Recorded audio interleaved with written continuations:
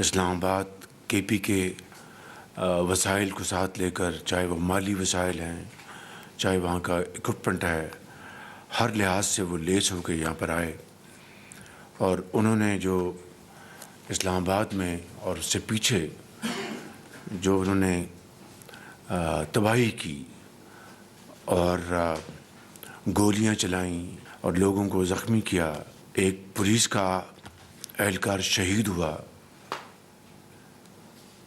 4 rangers کے جوان وہ شہید ہوئے، درجنوں پولیس کے افسر سپاہی زخمی ہوئے، اور جو توڑ پھوڑ ہوئی اور جو پاکستان کی معیشت کو ایک مرتبہ پھر جو شدید گھاؤ لگا، اس کا تصور بھی نہیں کیا جا سکتا۔ ایک محتاط اندازے کے مطابق ایسے بلووں کے نتیجے میں 190 ارب روپے کا یومیہ معیشت کو نقصان پہنچتا ہے۔ آپ اندازہ کریں کہ ایکسپورٹس کو کس طرح نقصان پہنچا، امپورٹس کو کس طرح نقصان پہنچا، پروڈکشن انڈیانوں میں، دفاتر میں، سرکاری پرائیویٹ بزنس میں، اور پھر اس سے بڑھ کر دنیا کے سامنے جو تماشا لگایا گیا اور پاکستان کے نام کو رسوا کیا گیا، وہ تو الفاظ میں اس کو بیان بھی نہیں کیا جا سکتا۔ اور یہ پہلی مرتبہ نہیں ہے، یہ پچھلے 8.5-9 مہینوں پہ یہ کم سے کم تیسری چوتھی یہ لشکر کشی ہے وفاق کے خلاف۔ اور حقیقت یہ ہے کہ ایسے ناپاک عزائم کا 2014 سے پہلے کوئی سوچ بھی نہیں سکتا تھا۔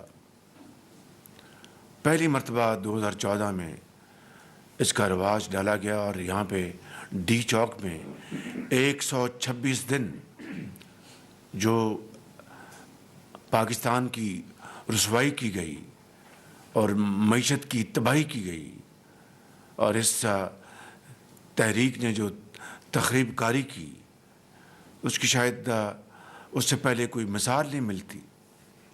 اور چینی صدر کے جو ان کا دورہ تھا وہ مؤخر ہوا، اور پھر بڑی مشکل سے 7 ماہ بعد جا کر اپریل 2015 میں ان کا دورہ پاکستان ہوا۔ اور یہ بات میں پہلے بھی بتا چکا ہوں کہ جب آخری وقت جب چینی سفیر نے مجھے کہا کہ فیصلہ ہو گیا کہ وہ نہیں آئے گا ہمارا پریزیڈنٹ، جو حالات ہیں یہاں پہ، اور ہم نے شاہ محمود قریشی کے ذریعے بھی کہلوایا کہ 3 دن کے لیے ہٹ جائیں یہاں سے، اور اس کے بعد آپ دوبارہ آ جائیں، انہوں نے انکار کر دیا کہ ہم یہاں سے نہیں ہٹیں گے۔ اس سے بڑی پاکستان کے خلاف دشمنی اور کیا ہو سکتی ہے؟ اس سے بڑا کوئی دشمن پاکستان کو ہو سکتا ہے کہ ایک طرف اربوں ڈالر کی سرمایہ کاری میاں محمد نواز شریف کی کوشش سے یہاں پر ہو رہی تھی، اس کو مؤخر کیا گیا، اور پاکستان کی ترقی، خوشحالی، روزگار، پیداوار اور پروڈکشن امپلائمنٹ کے لیے ایک بہت بڑا سی پیک کا منصوبہ، اس کو ناکام بنانے کی یہ ایک مذموم حرکت تھی۔ اور پھر 2015 میں وہ تشریف لائے اپریل میں، ریسٹ از ہسٹری۔ اس کے بعد آپ دیکھیں کہ ایس سی او کانفرنس ہوتی ہے، اس کے اوپر دوبارہ یہ چڑھائی انہوں نے کی یہاں پہ، اور چین کے جو وزیر اعظم ہیں ان کا بائی لیٹرل وزٹ بھی تھا اسی اکتوبر میں، بائی لیٹرل وزٹ بھی تھا ان کا، اور چینی جو یہاں کے سفیر ہیں وہ بڑے متذبذب تھے۔ انہوں نے چینی حکومت کے، آپ بتائیں وزیر اعظم سیکورٹی کا کیا انتظام ہے؟ چینیوں کو ہم نے بتایا کہ آپ ڈونٹ وری، اور تب جا کر وہ چینی وزیر اعظم نے ہاں کی جی ہم پاکستان ہمارے ہیں بالکل۔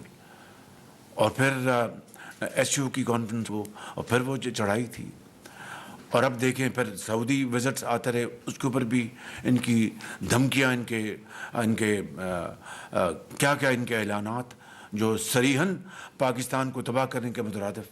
اب یہ بیلاروس کے صدر آئے، پھر انہوں نے 24 تاریخ کا انہوں نے اعلان کر دیا۔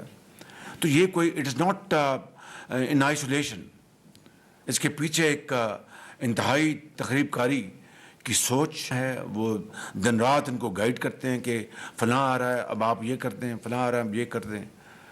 تو بیلاروس کے پریزیڈنٹ آئے، اس کمرے میں میٹنگ ہو رہی تھی، بائیلیٹرل ہماری ٹاکس تھیں، اور وہاں پر دھواں وہاں پر سامنے نظر آ رہا تھا. لیکن اس شخص نے میرے ساتھ ایک لمحے کے لیے بھی نہیں کہا کہ وزیر اعظم آپ ہمیں کہاں آپ نے پھنسا دیا ہے، آپ کی اپنی لا اینڈ آرڈر کو سنبھالیں. انہوں نے بڑے حوصلے کے ساتھ اور بڑے خندہ پیشانی سے انہوں نے اس دورے کو پورا مکمل کیا.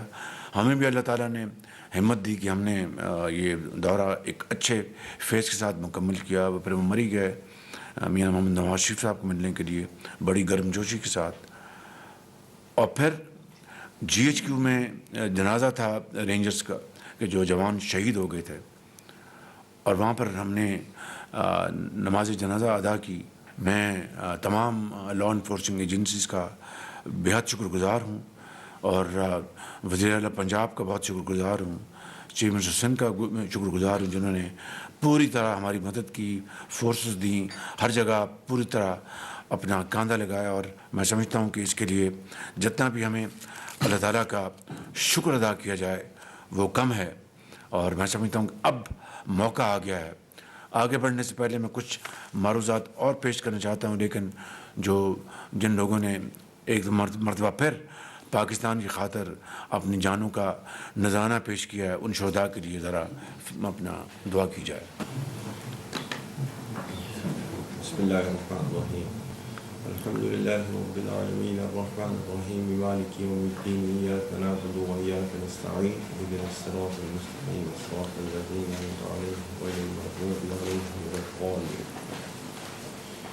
قل هو اللہ احد اللہ الصمد لم یلد ولم یولد ولم یکن له کفوا احد.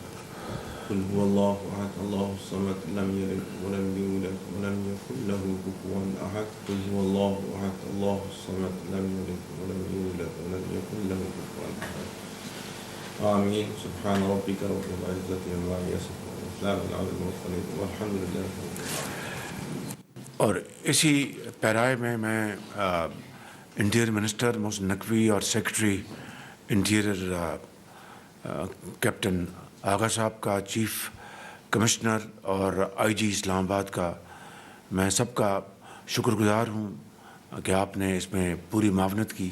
دیکھیے، ایک طرف ڈیفالٹ سے پاکستان کو اللہ نے بچایا 2022 جون میں، اور رب تعالیٰ نے کرم کیا. اس کے بعد آئی ایم ایف کا پروگرام ہوا. اب سپٹمبر اس سال 25 ستمبر اس سال واشنگٹن میں، اور اس میں جو اس کے مراحل ہیں میں تفصیل سے بتا چکا ہوں، اس میں نہیں جاؤں گا. There is no need for repeating those facts. لیکن بڑے وہ گمبھیر حالات تھے، بڑے چیلنجز تھے، اس کو ہم نے میٹ کیا. اور جس طرح آئی ایم ایف کے وہاں پر مخالفت ہوئی بعض پاکستان کے مخالفین نے، وہ بھی میں بتا چکا ہوں، اس کو ریپیٹ کرنے کی ضرورت نہیں ہے. اور اب الحمدللہ آہستہ آہستہ حالات ٹھیک ہو رہے ہیں. میں یہ قطعاً نہیں کہتا کہ it's all milk and honey, بالکل ایسی بات نہیں ہے. ابھی تو جو ہمارے جو میگا جو انڈیکیٹرز ہیں، جس کو کہتے ہیں کہ اسٹیبلٹی، استحکام معیشت میں، وہ آ رہا ہے. اور دیکھیں کہ اسٹاک ایکسچینج 1,00,000 پوائنٹس کو کراس کر گئے. پاکستان کی تاریخ میں پہلی مرتبہ ہائیسٹ پوائنٹ کراس کیا تھا میاں نواز شریف کی گورنمنٹ میں. آج پھر پی ایم ایل این کی گورنمنٹ میں الحمدللہ دوبارہ ہائیسٹ پوائنٹ کو اس نے کراس کیا ہے. اب اگر دشمنان پاکستان اس کو اگر تباہ کرنا چاہتے ہیں تو are we going to lie down and like a lame duck and we should allow them to run over ایوری تھنگ؟ I think this is the last thing we should be even think in our remotest imagination. ہمیں ہر چیز وہ کرنی چاہیے کہ دشمنان پاکستان کو ہاتھ اس وقت نہ تو روکیں، اس کو توڑ دیں. اور یہ بار بار اپرچونٹی نہیں آتی. اللہ تعالیٰ نے ہمیں یہ موقع دیا ہے. ہمیں اس کے لیے پوری ایک سنجیدہ سوچ کے ساتھ، پختہ سوچ کے ساتھ، اور ایک پختہ عمل کے ساتھ ہمیں آگے بڑھنا ہے کہ کس طریقے سے ہم نے KP کی جو گورنمنٹ کی آئے دن رات جو ان کی سازشیں ہیں، ان کو کوئی پرواہ نہیں کہ الحمدللہ 32% سے پچھلے سال آج 6-7% سے کم ہماری جو انفلیشن ہو چکی ہے. ان کو کوئی احساس نہیں کہ پالیسی ریٹ جو ہے وہ 22% سے آج 15% پہ آ گیا ہے. ان کو کوئی احساس نہیں کہ دوست ممالک یہاں پر سرمایہ کاری کرنا چاہتے ہیں. ان کا ایک ایجنڈا ہے کہ ہر چیز کو تہ بالا کر دو، ہر چیز کو برباد کر دو. تو میں سمجھتا ہوں کہ آج پاکستان کی یہاں پر جو فیڈرل گورنمنٹ کی جو سینئرز بیٹھے ہیں، آرمی چیف بیٹھے ہیں، ان کی پوری ٹیم بیٹھی ہے، سب نے مل کر بڑی کاوش کی. چیف سیکرٹری پنجاب نے، چیف IG پنجاب نے، چیف سیکرٹری سندھ اور IG سندھ نے، میں آپ سب کا دل کی اتھاہ گہرائیوں سے میں شکر گزار ہوں. لیکن اب اللہ نے موقع دیا ہے، and time and tide wait for none. تو اس کے لیے ہمیں اب آگے بڑھنا ہے. یہ پولیٹیکل پارٹی نہیں ہے، یہ ایک فتنہ ہے اور یہ ایک تخریب کاری کا ایک جتھا ہے، ایک گروہ ہے. جتنے بھی تخریب کار ہیں، سیبوٹیئرز، مسکرینٹس، ان سب کے خلاف FIRs کاٹی جائیں اور ان کی پروسیکیوشن ہو سالڈ گراؤنڈز کے اوپر. شومی قسمت ہے کہ ہمیں آج یہ دن دیکھنا پڑ رہا ہے. میں سمجھتا ہوں کہ یہ ایک وطن کے ساتھ دشمنی ہے. It's our national duty today. اگر نہیں ان کا چہرہ دکھائیں then I think history will judge us in very very bad light and posterity will not forgive us.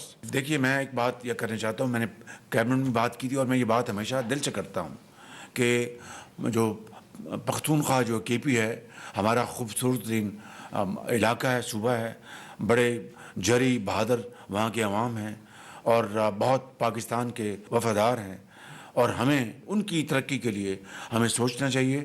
وہاں کی گورنمنٹ نے ان 8 مہینوں میں کیا کیا ہے، انہوں نے کتنی توجہ دی عوام کی بحالی کے لیے، اسکولوں، کالج، اپنا روزگار، اپنا سڑکیں اور عوام کی یوتھ کی امپاورمنٹ کے لیے، اور اسلام آباد کی طرف چڑھائی اور پاکستان کی معیشت کو تباہ کرنے کے لیے انہوں نے کیا کیا. کیا پاکستان کو ہم نے اس جتھے کے حوالے کرنا ہے اور تخریب کاری کی اس پارٹی کے حوالے کرنا ہے، یا پھر پاکستان کو ہم نے بنانا ہے، سنوارنا ہے.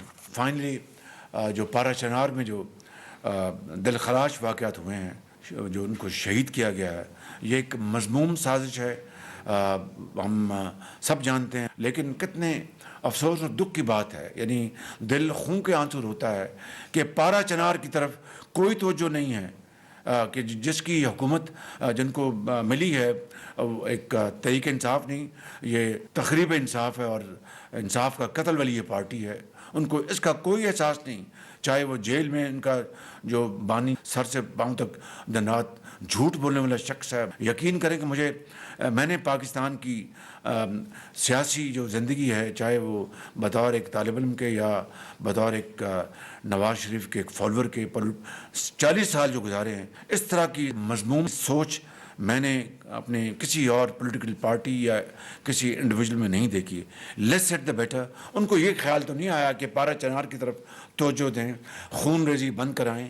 اسلام آباد میں چڑھائی کرنی ہے، چاہے پارا چنار کیا ہو، چاہے کچھ جہاں قتل و غارت ہو رہی ہو، خون کی ندیاں بہہ رہی ہوں، ان کو اس کا کوئی احساس نہیں، ان کو کوئی پرواہ نہیں. ان کو ایک ہی پرواہ ہے کہ کس طرح پاکستان کو تباہ کرنا ہے، کس طرح پاکستان کی معیشت کو ڈبونا ہے.